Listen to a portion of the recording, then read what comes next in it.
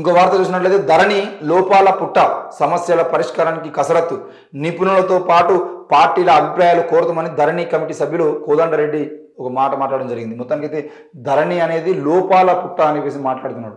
మరి ధరణి పోర్టల్ వల్ల లక్షలాది మంది రైతులు ఇబ్బందులు పడుతున్నారని ఆ కమిటీ సభ్యులు కాంగ్రెస్ సీనియర్ నేత కోదండరెడ్డి అన్నారు. బుధవారం హైదరాబాద్లోని సచివాలయంలో జరిగిన కమిటీ సమావేశ వివరాలను ఆయన మీడియాకు తెలిపారు. భూముల రికార్డుల సవరణ పేరుతో గత ప్రభుత్వం ఏర్పాటు చేసిన ఆ పోర్టల్లో 33 సమస్యలు 6 నెలల్లో 100కు పైగా చేరాయని చెప్పారు. సమస్యల పరిష్కారం కోసం మేము అడిగిన సమాచారాన్ని ఈ రోజు జరిగిన సమావేశంలో సిసిఎల్ఏ అధికారులు పవర్ పాయింట్ ప్రజెంటేషన్ ద్వారా వివరించారని వెల్లడించారు. కమిటీపై పెద్ద బాధ్యత ఉందని, పొరపాటు జరిగితే రైతాంగానికి మళ్లీ ఇబ్బందులు వచ్చే అవకాశం ఉన్నందున ఆచి తూచి అడుగులు వేస్తున్నామని చెప్పారు. నిపుణులతో పాటు రాష్ట్రంలోని అన్ని రాజకీయ పార్టీల నుంచి అభిప్రాయాలు స్వీకరించినట్టు తెలిపారు. ధరణి స్థానంలో అప్పటి యూపీఏ ప్రభుత్వం ఏర్పాటు చేసిన ప్రపోజల్స్ పై అధ్యయనం చేయనున్నట్లు చెప్పారు. ఏళ్లుగా పెండింగ్ లో భూ సమస్యలను పరిష్కరించేందుకు తమ కమిటీ అన్ని చర్యలు తీసుకుంటుందని తెలిపారు. ఈ నెల 22వ తేదీన సిసిఎల్ఏ జరిగే భేటీ తర్వాత పూర్తి వివరాలు వెల్లడిస్తామని చెప్పడం జరిగింది. మొత్తానికైతే కోదండరెడ్డి గారు మాట్లాడుతూ ఏమంటున్నారంటే రాష్ట్ర ప్రభుత్వం చేసినటువంటి తప్పును మేము చేసేటువంటి అవకాశాలు లేవు, కాబట్టి తప్పకుండా మార్పు చేర్పులు చేస్తున్నటువంటి మేము మళ్ళీ రైతులకు అన్యాయం చేసే విధంగా ముందుకు పోం కాబట్టి రైతులకు అన్యాయం జరగకుండా చూసుకోవాల్సిన బాధ్యత మా మీద ఉంటుంది. కాబట్టి తప్పకుండా బీఆర్ఎస్ ప్రభుత్వంలో రైతులకు అన్యాయం జరిగింది కాబట్టి ధరణి పోర్టల్ వల్ల జరిగినటువంటి అన్యాయాలు ఏమున్నాయో వాటిని సవరించే ప్రయత్నం చేస్తాం. ఆ సవరణ చేస్తున్న క్రమం ఏదైతే ఉందో అప్పుడు ఎట్టి పరిస్థితులు అంటే ధరణికి భూమాతకి ఉన్నటువంటి తేడా ప్రజలకు అర్థమయ్యే విధంగా మేము చూస్తాము. భూమాత వల్ల ఎవరికి అన్యాయం జరగకుండా మేము చూసుకుంటామని చెప్పేసి వాళ్ళు చెప్తున్నారు. మరి అక్రమంగా రిజిస్ట్రేషన్ అంటే భూములకు సంబంధించిన విషయంలో ఏం చేస్తారు అనేది కూడా మనం వేచి చూడాల్సింది. ఎందుకంటే ఈరోజు వందల వేల ఎకరాల భూములు, ప్రభుత్వ భూములు, అసైన్డ్ భూములు ఈరోజు అక్కడ ఉన్న బీఆర్ఎస్ నాయకులు కూడా దోచుకోవడానికి ప్రయత్నం చేశారు. మరి దాని విషయంలో ఎవరు రిజిస్ట్రేషన్లకు అమలు అంటే అప్లై చేసుకున్నటువంటి వాళ్ళలో రిజిస్ట్రేషన్లకు పేదవాళ్లకు రిజిస్ట్రేషన్ చేయకుండా డబ్బులు ఉన్న వాళ్ళకి మాత్రం రిజిస్ట్రేషన్ ఎట్లా చేశారు, ఏ అధికారులు అన్యాయం చేశారు అనే విషయంలో కూడా వాళ్ళు ఏం నిర్ణయించుకున్న చూడాల్సిన అవసరం అయితే ఉంది. దేశవ్యాప్త సమ్మె గ్రామీణ బంద్ అంట, కార్పొరేట్ మతతత్వ విధానాలను తిప్పికొట్టాలి, కేంద్ర రాష్ట్ర కార్మిక ఉద్యోగ సంఘాల రాష్ట్ర సదస్సు పిలుపు. కేంద్రంలోని బీజేపీ ప్రభుత్వం అనుసరిస్తున్న కార్పొరేట్ మతతత్వ విధానాలను తిప్పికొట్టేందుకు ప్రతి ఒక్కరూ పూనుకోవాలని ఫిబ్రవరి 16న తలపెట్టిన దేశవ్యాప్త సమ్మె గ్రామీణ బంద్ను జయప్రదం చేయడంలో భాగంగా మోడీ ప్రభుత్వ వైఫల్యాలను లక్షలాది కుటుంబాలకు చర్యల ప్రచారం చేయాలని కేంద్ర రాష్ట్ర కార్మిక ఉద్యోగ సంఘాల రాష్ట్ర సదస్సు పిలుపునిచ్చింది.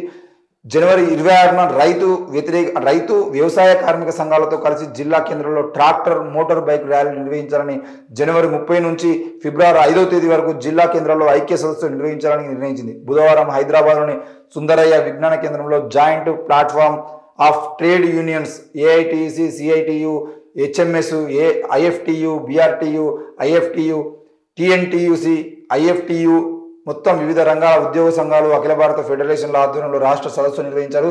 దీనికి ఏఐటిసిసి రాష్ట్ర అధ్యక్షులు ఎండి యూసుఫ్ అధ్యక్షత వహించారు. ఈ సందర్భంగా సిఐటియు రాష్ట్ర ప్రధాన కార్యదర్శి పాలడుగు భాస్కర్, ఏఐటిసి రాష్ట్ర ప్రధాన కార్యదర్శి బాలరాజు, ఐఎన్డిసి రాష్ట్ర ఉపాధ్యక్షులు విజయ్ కుమార్ యాదవ్, ఐఎన్డిసి రాష్ట్ర కార్యదర్శి రామచంద్రారెడ్డి, హెచ్ఎంఎస్ రాష్ట్ర ప్రధాన కార్యదర్శి రిబ్బా రామారావు, కె నర్సయ్య మొత్తానికైతే వీళ్ళందరూ పాల్గొని ఫిబ్రవరి 16న దేశవ్యాప్త సమ్మె గ్రామీణ బంద్ను చేయాలని చెప్పేసి ఒక నిర్ణయం తీసుకున్నారు. ఎందుకు వీళ్ళందరూ కూడా కార్పొరేట్ మతతత్వ విధానాలను తిప్పికొట్టాలి.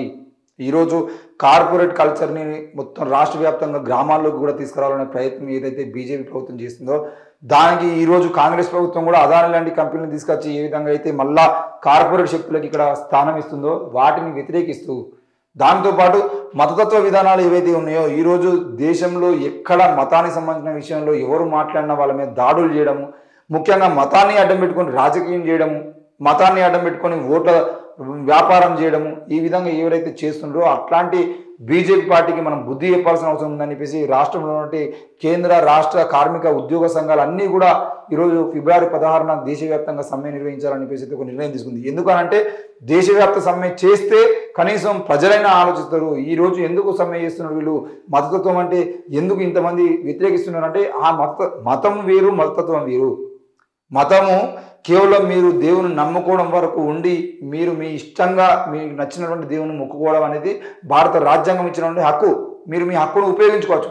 కానీ మత హక్కు ఉంది కాబట్టి రాజ్యాంగం మాకు హక్కును కల్పించింది కాబట్టి ఇక్కడ వేరే మతాలు ప్రచారం చేసుకోవద్దు, వేరే మతాలు బతకకూడదు, వేరే మతాల వాళ్ళు ఉండకూడదు, లేదంటే ఈ మతాన్ని విమర్శించే వాళ్ళు ఎవరు ఉండకూడదు, మతాన్ని విమర్శించడం అనేది ఒక పెద్ద తప్పు అన్నట్టుగా మతాన్ని విమర్శిస్తున్న వాళ్ళు, మతంలో ఉన్నటువంటి లోపాలని చూపిస్తున్న వాళ్ళ మీద దాడులు చేయడము, మతతత్వాన్ని పెంచి ఈరోజు రాష్ట్ర వ్యాప్తంగా దేశవ్యాప్తంగా దాడులు చేయడము, మరి మతం పేరుతో ఆ హత్యలు అత్యాచారాలు చేస్తున్న వాళ్ళకు కూడా వాళ్ళకి సపోర్ట్ చేస్తూ ఆ మతతో పార్టీలు వాళ్ళతో అండగా ఉండడం ఈ విధంగా ఏదైతే ఉందో మొత్తానికైతే ఇవన్నీ పోవాలని చెప్పేసి ఫిబ్రవరి 16వ తేదీన కార్మిక ఉద్యోగ సంఘాలు అందరూ కూడా రాష్ట్ర వ్యాప్తంగా దేశవ్యాప్తంగా బంద్ నిర్వహించాలని చెప్పేసి ఒక నిర్ణయం తీసుకున్నారు. మరి మతతత్వము కార్పొరేట్ శక్తులకు వ్యతిరేకంగా పోరాటం చేయాల్సిన బాధ్యత అందరి మీద ఉంది.